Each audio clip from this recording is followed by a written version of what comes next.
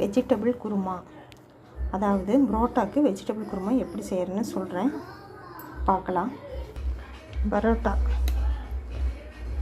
Readymade பரோட்டாக்கு kurma செய்கிறோம். சேனலை subscribe பண்ணலைன்னா சப்ஸ்கிரைப் பண்ணிக்கலாம். வெங்காயம் போட்டு நல்லா வணக்குங்க. கொஞ்சம் வணங்கினதுக்கப்புறம் இஞ்சி பூண்டு நல்லா வணங்கினதுக்கப்புறம் நீங்கள் மல்லித்தூள், கரம் மசாலா, கொஞ்சம் மிளகாத்தூள் போட்டு நல்லா வணக்கிட்டு பட்டை, நட்சத்திரம், மூக்கு அதோட தேங்காய் போட்டுக்கோங்க.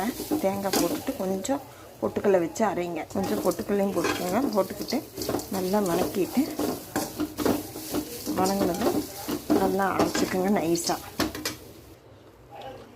வானிலையில் எண்ணெய் ஊற்றி